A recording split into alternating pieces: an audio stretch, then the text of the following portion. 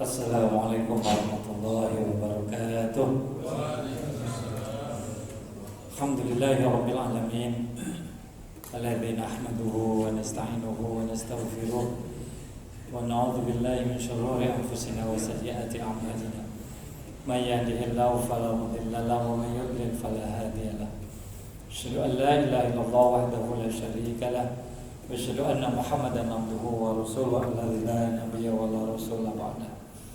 Allahumma sholli wa sallim wa barik ala khatamil anbiya'i wal mursalin nabiyina Muhammadin wa ala alihi wa ashabihi ajma'in amma ba'd. Rabbi shrah li sadri wa yassir li amri wa hlul 'uqdatam min lisani yafqahu qawli. Rabbi zidni 'ilma warzuqni fahma. Subhanaka la 'ilma lana illa ma 'allamtana innaka antal 'alimul hakim. Jamaah Masjid Al-Furqan rahimakumullah. Wabil khusus para orang tua kita, para guru kita, para tokoh kita, takmir masjid, pimpinan persyarikatan, tanpa menyebut nama tidak mengurangi taklim saya.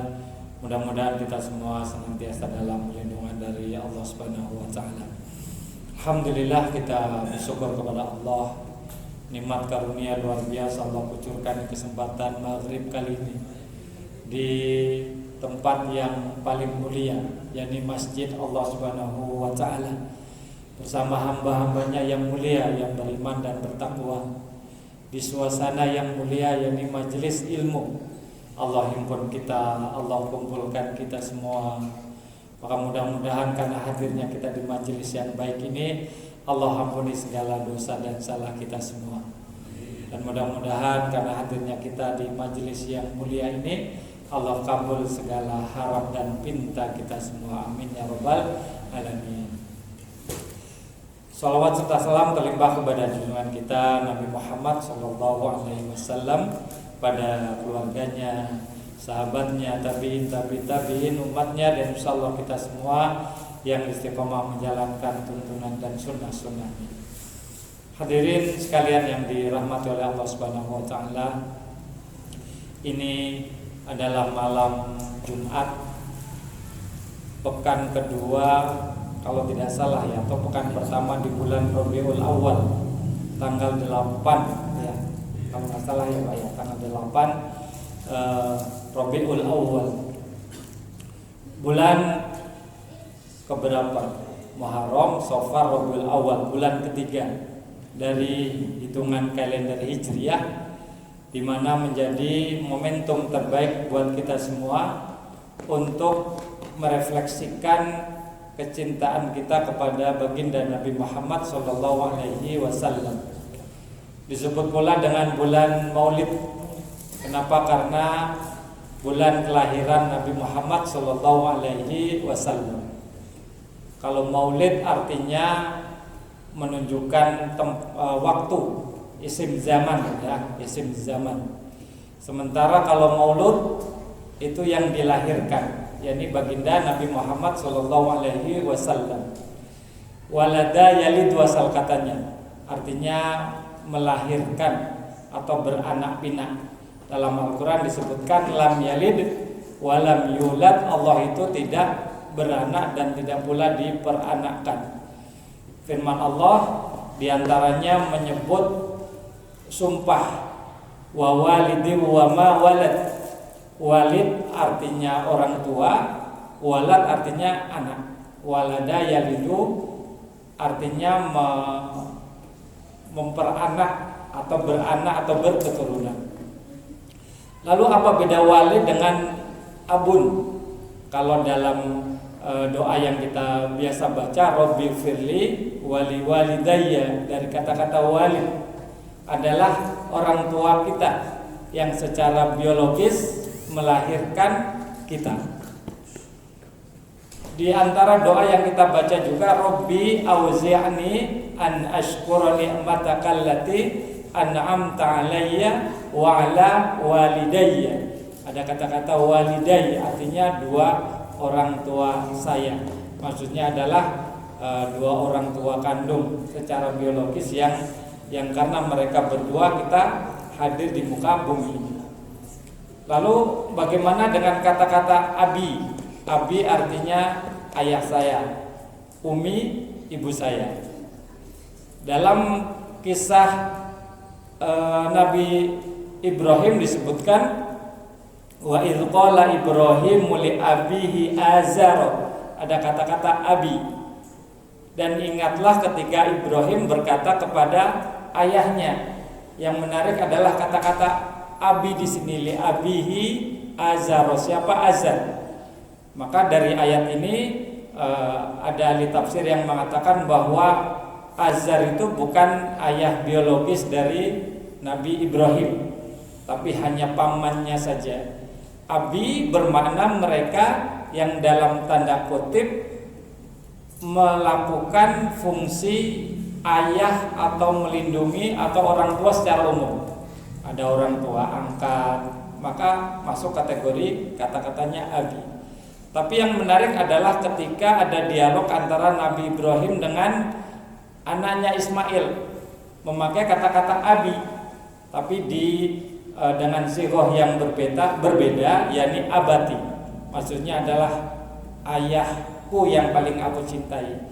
Ya abatif al ma tu'mar satajiduni insyaallahu minas sabirin. Wahai ayahandaku abati, bahasanya ya abatif al ma tu'mar, silahkan lakukan apa yang diperintahkan kepadamu.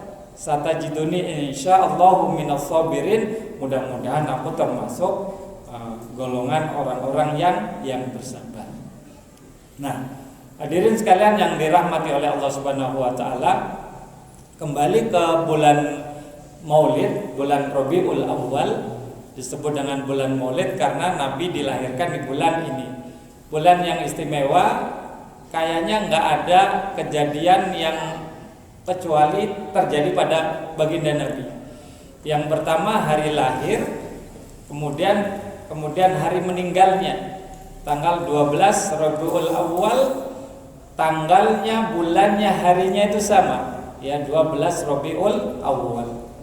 Bedanya adalah kalau lahirnya biasa kita sebut dengan tahun gajah, ya, atau Masehinya 571 Masehi. Tepatnya tanggal 23 April tahun 571 Masehi. Sementara meninggalnya adalah tanggal 12 Rabiul Awal tahun ke-11 Hijriah, bertepatan dengan tanggal 7 Juni 632 Masehi. Selain hari kelahiran dan hari meninggalnya baginda Nabi, peristiwa hijrah dari mana Pak? Dari Mekah ke Madinah.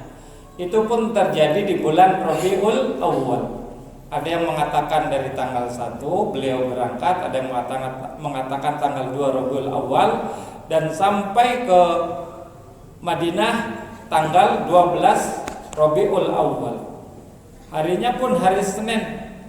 Hari Senin bertepatan dengan tanggal 5 Oktober tahun 621 Masehi. Bapak Ibu sekalian yang dirahmati oleh Allah Subhanahu wa taala, maka sekali lagi ini adalah bulan yang baik, momentum terbaik bagi kita untuk merefleksikan kembali nilai-nilai cinta, kecintaan kita kepada baginda Nabi Muhammad sallallahu alaihi wasallam. Karena apa? Karena bagaimana kita mencinta, bagaimana kita mengidola, bagaimana kita punya panutan, bagaimana pula nasib kita kelak di akhirat. Jadi kalau kita punya idola, pastikan idola kita bisa membawa kita ke surga. Kita punya panutan, kita punya tokoh sejatinya yang menuntun kita kepada kebaikan, kepada surga. Nah, hadirin sekalian yang dirahmati oleh Allah Subhanahu wa taala, suatu saat ketika Nabi Muhammad SAW sedang duduk-duduk bersama sahabat-sahabatnya, datang seorang Arab kampung, Arab Badui katakanlah, ya, datang seorang laki-laki dari kampung, ya, Arab Badui bahasanya demikian. Sa'ala Rasul SAW bertanya kepada Nabi, pertanyaannya simpel, mata sa'ah, kapan terjadinya hari kiamat? Mendengar pertanyaan tadi, Nabi diam sahabat tahu diamnya Nabi pertanda Nabi SAW tidak suka. Tapi Nabi tidak marah. Bahkan balik bertanya, wa madza a'dattalaha? Madza a'dattalaha? Apa yang sudah engkau persiapkan untuk menghadapi hari kiamat? Nah, hadirin sekalian yang dirahmati oleh Allah Subhanahu wa taala, pertanyaan dijawab dengan pertanyaan pula. Pertanyaannya simpel, kapan datangnya hari kiamat? Sebuah pertanyaan yang menurut sahabat nggak perlu ditanyakan, karena secara ilmu sudah paham, secara adab pun mengerti hal-hal semacam ini tidak perlu dipertanyakan. Tapi karena ini masih polos ya dari kampung, ya bertanya tanpa beban, ya tanpa beban. Bertanya kepada Nabi kapan terjadinya hari kiamat. Nabi balik tanya, madza a'dattalaha? Apa yang sudah engkau persiapkan untuk menghadapi hari kiamat? Orang tersebut menjawab, la syai'a, tidak ada. Maksudnya nggak ada amalan yang bombastis, amalan yang istimewa, amalan yang wah begitu, biasa-biasa aja. Illa kecuali anni uhibbullaha wa rasulah, kecuali aku cinta kepada Allah dan Rasulnya. Kemudian Nabi bersabda setelah mendengar apa yang dikatakan oleh orang tadi yang bertanya, anta ma'aman ahbabta, engkau akan bersama dengan orang yang engkau cintai. Kata sahabat Anas ya, yang meriwayatkan hadis ini, fama farihna bi syai'in farihana bi qaulin Nabi sallallahu alaihi wasallam anta ma'aman ahbabta. Tadi para sahabat yang awalnya agak sebel, agak kesel, jadi luar biasa gembiranya. Tiadalah ada yang membuat kami amat sangat gembira saat itu kecuali mendengar perkataan Nabi sallallahu alaihi wasallam, anta ma'a man ahbabta, engkau akan bersama dengan orang yang engkau cintai. Simpel jawabannya, tapi luar biasa memberikan energi yang luar biasa, sehingga para sahabat itu menjadi luar biasa gembira dan senangnya. Lanjut, Anas mengatakan, wa ana uhibbun nabi, dan saya suka atau cinta Nabi. Wa Abu Bakrin wa Umar, pun demikian dengan Abu Bakar dan Umar. Wa arju an aku namahum bihubbi iyahum, dan aku berharap bisa bersama mereka kelak di surga dengan bekal cintaku kepada mereka. Walau lam a'mal bimisli a'malihim, walau aku tidak bisa menyamai amal perbuatan mereka. Nah, gitu Pak. Dari hadis ini kita belajar betapa pentingnya mencintai Nabi Muhammad sallallahu alaihi wasallam. Kalau toh kita tidak bisa ya mengikuti, meniru, plek begitu apa-apa yang dilakukan oleh orang yang kita cintai, minimal dengan bekal cinta kita itu ada di situ unsur pembelaan, nggak mungkin jelek-jelekin, nggak mungkin menebar fitnah dan lain-lain sebagainya. Tapi kalau namanya benci, kebaikan yang kita lakukan pun buruk, kebenaran yang kita lakukan pun salah. Beda dengan mencintai atau dengan cinta, itu menjadikan sesuatu yang mungkin bisa jadi itu salah, tetapi tidak dianggap salah. Ada seorang anak lari-lari ke sana kemari segala macam. Kita yang dewasa nggak marah, paham, ngerti dan lain-lain sebagainya. Kenapa? Karena di situ fitrahnya. Karena ada kecintaan kita kepada anak. Coba kalau kita nggak cinta sama anak, udah pribadi tampolnya segala macam kan begitu. Jadi dengan bekal cinta, walaupun kita nggak bisa niru ini Pak, apa yang dilakukan oleh yang kita idolakan, tapi minimal itu ada pembelaan, ada upaya untuk menutupi kesalahan, ada upaya untuk ngikutin walaupun tidak optimal. Berbeda kalau kita benci. Nah, Bapak sekalian yang dirahmati oleh Allah Subhanahu wa taala, maka sekali lagi pastikan bahwa idola kita adalah idola yang terbaik, yang bisa membawa kita ke dalam surga. dan itu tidak lain adalah Nabi Muhammad sallallahu alaihi wasallam. Laqad kana lakum fi Rasulillahi uswatun hasanah. Sesungguhnya telah ada pada diri Nabi kita Muhammad sallallahu alaihi wasallam itu uswatun hasanah, suri tauladan yang terbaik. Nah, Bapak sekalian yang dirahmati oleh Allah Subhanahu wa taala, kemudian hak bagi Rasulullah sallallahu alaihi wasallam itu untuk dicintai. Ya, sudah menjadi hak baginda bahwa beliau itu dicintai oleh kita semua sebagai umatnya, dan sebagai wujud kepatuhan kita sebagai umatnya adalah dengan mencintai beliau sallallahu alaihi wasallam. Wa ma arsalna mir rasulin illa liqa'a biiznillah. Bahwa kata Allah Subhanahu wa taala, dan kami tidak mengutus seorang rasul melainkan untuk ditaati dengan izin Allah Subhanahu wa taala. Sehingga mencintai Allah, mencintai Rasul itu menjadi satu kesatuan yang tidak bisa dipisahkan.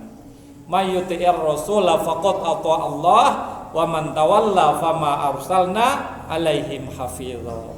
Barang siapa yang menaati Rasul, sesungguhnya dia telah menaati Allah, dan barang siapa yang berpaling dari ketaatan itu, maka kami tidak mengutusmu untuk menjadi pemelihara bagi mereka. Nah, hadirin sekalian yang dirahmati oleh Allah Subhanahu wa taala, orang yang beriman tentunya menaati dan mencintai Rasul. Tetapi masih diperintah untuk menaati Rasul. Karena bisa jadi kita beriman tetapi tidak sesuai dengan apa yang diharapkan oleh Rasul. Kadang-kala menyelisih Rasul dan lain-lain sebagainya. Maka kata Allah Subhanahu wa taala, ya ayyuhalladzina amanu atiullaha wa atiur rasul. Wahai orang-orang yang beriman, taatilah Allah dan taatilah Rasul sallallahu alaihi wasallam. Sehingga Allah mengatakan dan menegaskan, may yuti'ir rasula faqad ata Allah. Siapa yang menaati Rasul, sungguh dia telah menaati Allah Subhanahu wa ta'ala. Dan ketika kita mencintai, menaati Allah dan Rasulnya, maka kita akan menjadi orang-orang yang diberi kucuran rahmat oleh Allah Subhanahu wa ta'ala. Wa atiur rasula la'allakum turhamun, dan taatilah kalian Rasul kalian supaya apa? La'allakum turhamun, supaya kalian semua itu mendapatkan rahmat. Hadirin sekalian yang dirahmati oleh Allah Subhanahu wa taala, nah, bagaimana kecintaan kita kepada baginda Nabi Muhammad sallallahu alaihi wasallam? Ada yang dengan simbol-simbol, dengan seremoni, dengan perayaan. Kalau belum melakukan perayaan ini belum disebut sebagai para pencinta Nabi. Maka mereka mengadakan Maulid Nabi Muhammad sallallahu alaihi wasallam, yang bisa jadi perayaannya itu jauh dari bulan Rabiul Awal, bahkan udah dekat-dekat Ramadan. Di bulan Sya'ban masih Maulid Nabi Muhammad sallallahu alaihi wasallam. Ada juga yang menunjukkan kecintaannya kepada Nabi dengan hal-hal yang sifatnya simbolis. Ketika simbol itu tidak nampak, maka tidak disebut sebagai para pencinta Nabi, belum ikut sunnah Nabi dan lain-lain sebagainya. Contohnya apa? Misalkan di jidatnya harus hitam, kemudian celananya harus cungkrang, kemudian apalagi jenggotnya harus panjang dan lain-lain sebagainya. Ya, simbol-simbol seperti itu. Nah, kita Muhammadiyah, ya, dari namanya saja itu elegan, Pak. Muhammadiyah berasal dari kata-kata, mohon maaf, dari nama Nabi Muhammad, ya kan, ditambah ya nisbah Muhammadi, yang artinya pengikut, yang artinya yang mempunyai sifat-sifat Muhammad. Kalau kita bilang Arabi, orang Arab, Indonesia, orang Indonesia, Bataki, orang Batak, Sundawi, orang Sunda. Kalau Muhammadi berarti mereka yang mengikuti Nabi Muhammad, yang mempunyai sifat-sifat Nabi Muhammad SAW. Kenapa data marbutohnya kan bisa saja kita buat Muhammadi. Kenapa? Karena yang disifatinya itu bukan sekedar individu Pak, tapi umat. Kuntum khaira ummatin. Atau dalam surat Ali Imran ayat 104, wal takum minkum ummatun. Jadi ummatun Muhammadiyah. Karena ya nisbah itu diantara fungsinya adalah sebagai sifat. Mausufnya itu tergantung. Kalau mausufnya mudzakkar maka harus mudzakkar. Kalau mausufnya muannas harus muannas. Itu. Misalkan Umar Arabi, Umar orang Arab. Hafsah Arabiyah, Hafsah orang Arab. Jadi ada tamar butoh. Pun demikian dengan Muhammadiyah. Jadi ummatun Muhammadiyah. Nah, Bapak Ibu sekalian yang dirahmati oleh Allah Subhanahu wa taala, maka kita sejatinya menjadi pelopor kecintaan, pelopor tegaknya sunnah-sunnah Nabi Muhammad SAW. Zikir kita misalkan, orang-orang Muhammadiyah pada zikir dan lain sebagainya. Padahal zikirnya orang Muhammadiyah itu paling elegan Pak. Apa kata Allah? Alladzina yadhkurunallaha qiyaman wa qu'udan wa 'ala junubihim. Dalam segala aktivitas adalah zikir, bukan sekedar zikir dalam bentuk wirid. Tapi ketika kita berjalan, kemudian kita mendapati sesuatu yang menghalangi di jalan, kita ambil, itu manifestasi dari zikir kita kepada Allah. Kita latah bukan latah jorok Pak. Latahnya yang baik itu manifestasi zikir kita kepada Allah Subhanahu wa taala. Lagi asik-asik kerja, ada nawarin sesuatu yang enggak baik, kita teringat langsung dengan Allah Subhanahu wa taala, itu manifestasi dari zikir kita. Lagi asik nih scroll TikTok, sosial media lain sebagainya, ada gambar-gambar, ada video-video yang enggak benar, enggak bakal ditonton Pak. Nonton TV, channelnya ada yang bagus, akhirnya dimatiin gitu. Jadi gitu Pak. Maka orang-orang yang senantiasa menjadikan Allah itu sebagai zikirnya akan mendapati dalam kehidupannya segala sesuatu yang muncul dari dirinya yang baik-baik saja. Al-muslimu man salimal muslimuna min lisanihi wa yadihi. Orang muslim sejati itu adalah yang orang muslim lainnya selamat dari keburukan lisan dan tangannya. Tangan lisannya nggak mungkin bohong, kotor, caci, fitnah. Kenapa? Karena ada ingat selalu Allah Subhanahu wa taala. Pun demikian dengan anggota tubuh kita.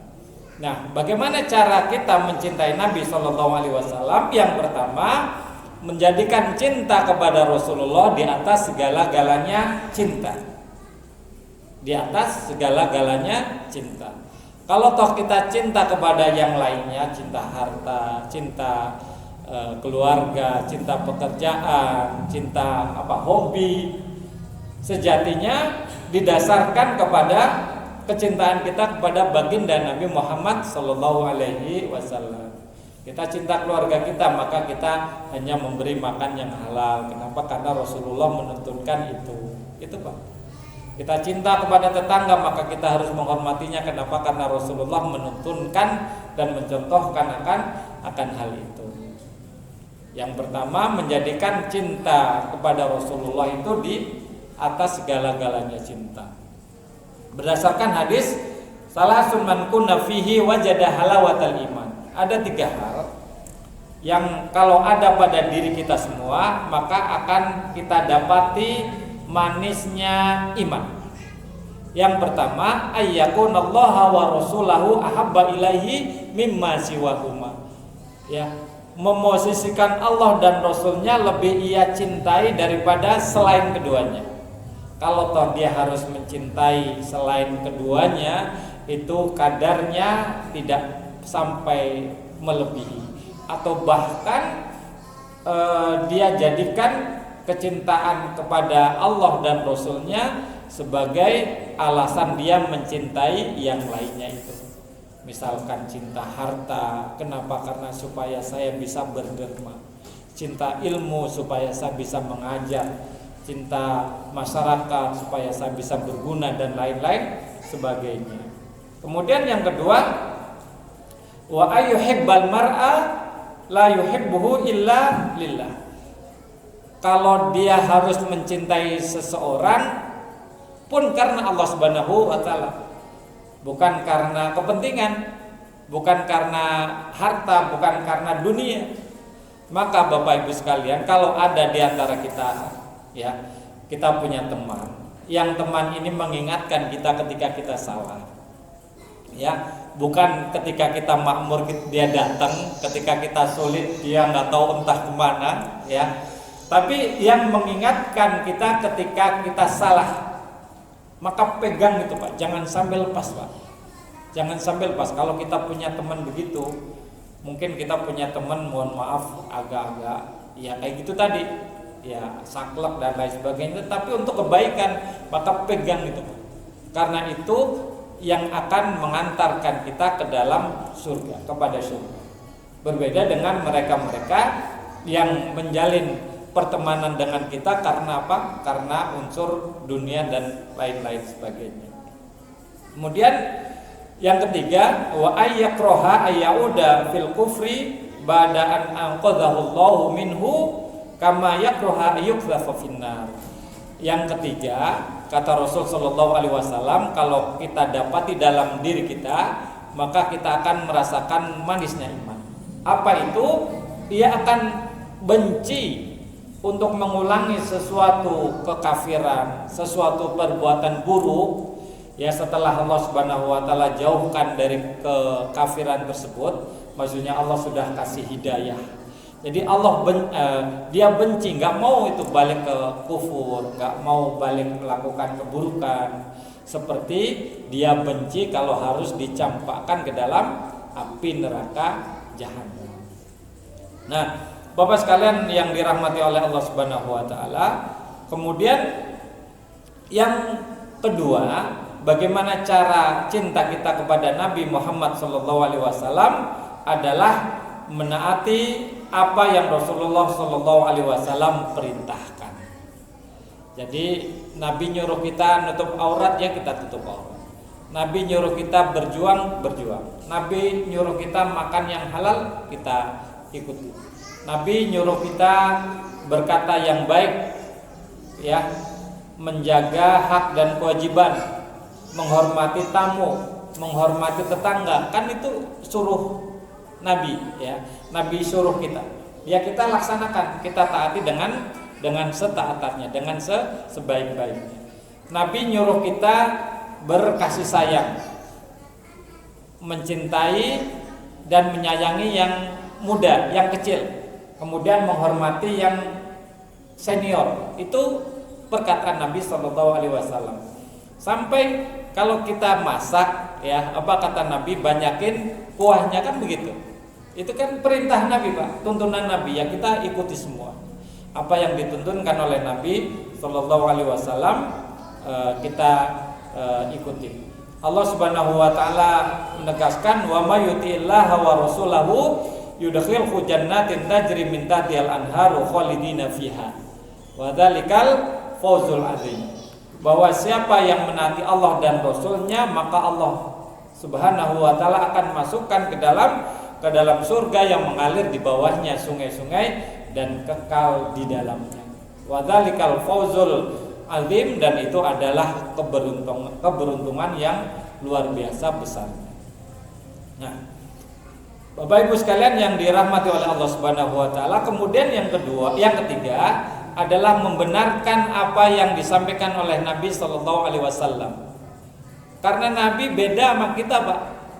Kita kalau ngomong ceplas-ceplos, apalagi lagi emosi, lagi sewot, lagi sebel, lagi kesel, ya kan? Beda sama Nabi, wa ma yantiqu anil hawa in huwa illa wahyu yuha. Kalau ngomong itu nggak mungkin ceplas-ceplos Nabi itu. Wa ma yantiqu anil hawa, bahwa Nabi itu ketika ngomong bukan didasarkan pada hawa nafsu. In huwa illa wahyu yuha, namun apa wahyu yang Allah Subhanahu wa taala wahyukan kepada baginda Nabi Muhammad sallallahu alaihi wasallam. Jadi Nabi apa yang diucapkannya itu ya baik, benar dan berbeda dengan ucapan dan omongan kita. Bapak sekalian yang dirahmati oleh Allah Subhanahu wa taala, kemudian yang keempat itu adalah ittiba, mengikuti dan melaksanakan apa yang diperintahkan oleh Nabi sallallahu alaihi wasallam. Wa ma atakumur rasulu fakhudhuhu wa ma nahakum anhu fantahu. Yang diperintah oleh Rasul laksanakan, yang dilarang tinggalkan.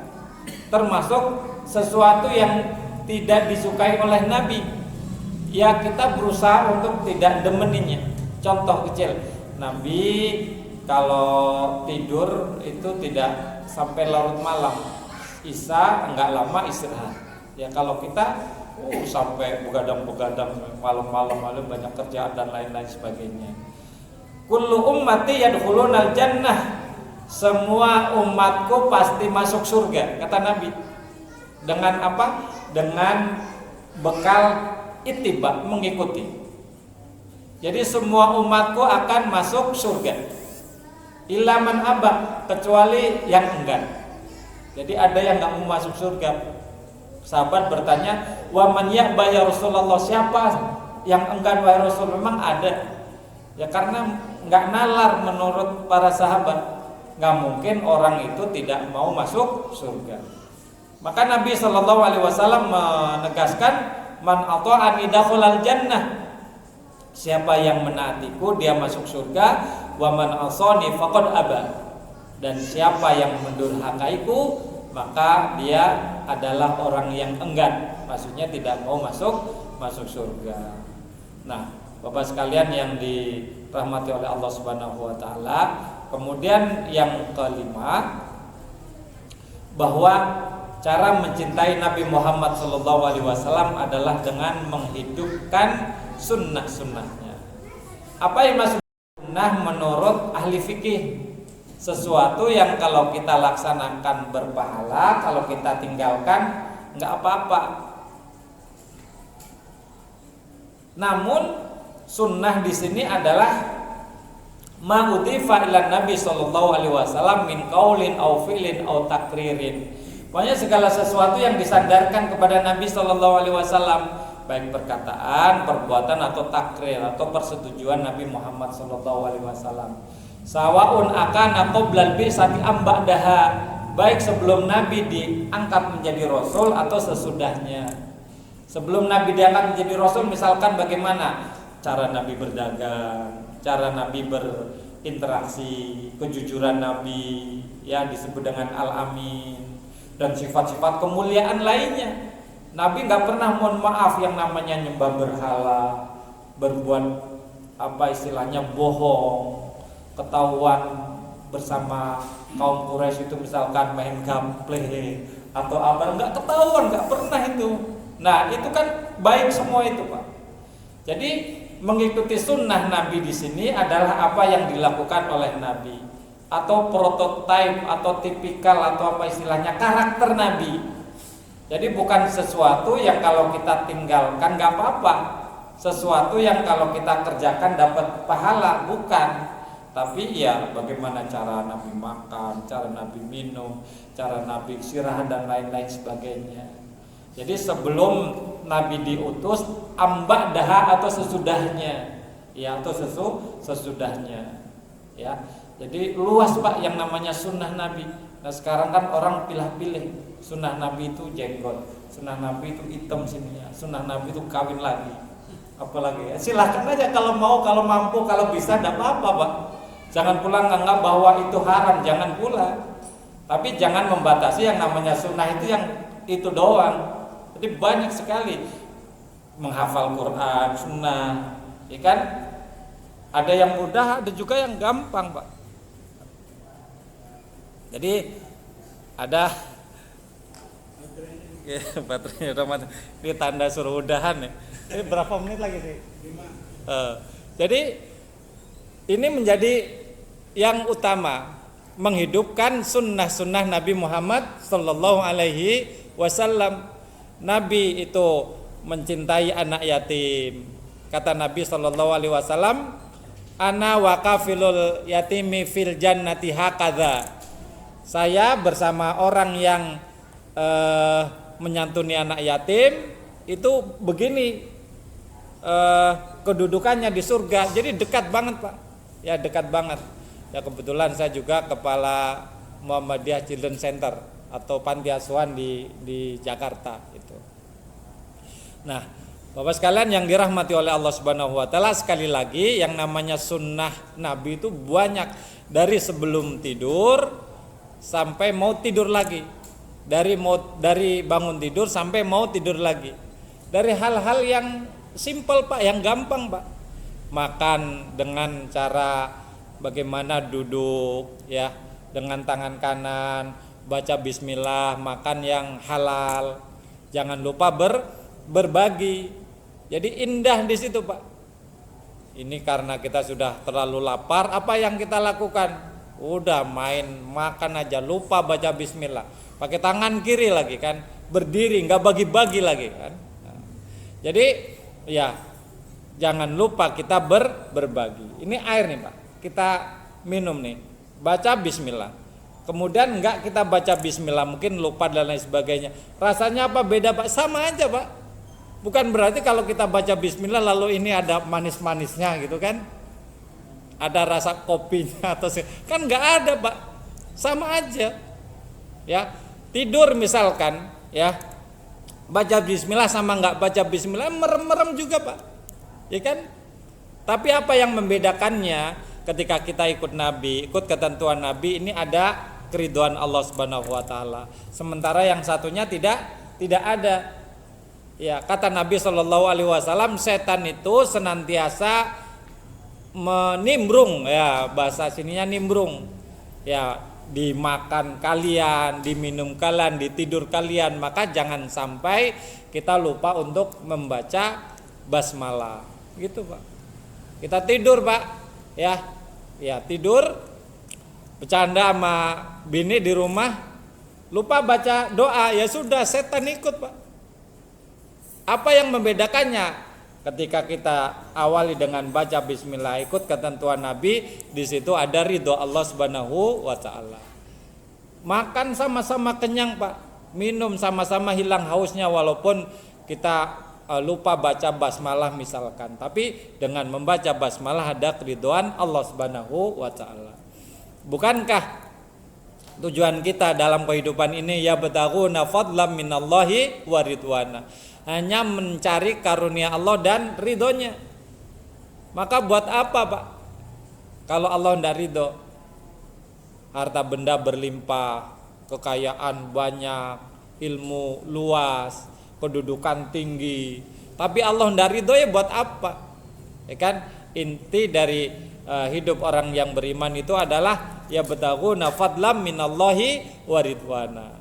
Di antaranya bagaimana? Dengan mengikuti sunnah Nabi Sallallahu Alaihi Wasallam. Kata Nabi Sallallahu Alaihi Wasallam, man ahya sunnati faqad ahabbani. Siapa yang mencintaiku, siapa yang menghidupkan sunnahku, maka sungguh dia telah mencintaiku. Wa man ahabbani kana ma'i fil jannah. Dan siapa yang mencintaiku, maka dia akan bersamaku di surga. Tentunya kan kita ingin berada di surga bersama baginda Nabi Muhammad SAW. Gimana caranya? Dengan bukti terbaik, bukti cinta kita kepada beliau, yakni menghidupkan sunnah Nabi Muhammad Sallallahu Alaihi Wasallam. Jadi wa man ahya sunnati faqad ahabbani wa man ahabbani kana ma'i fil jannah. Siapa yang menghidupkan sunnahku, sungguh dia telah mencintaiku. Siapa yang mencintaiku, maka sungguh dia akan bersamaku di surga.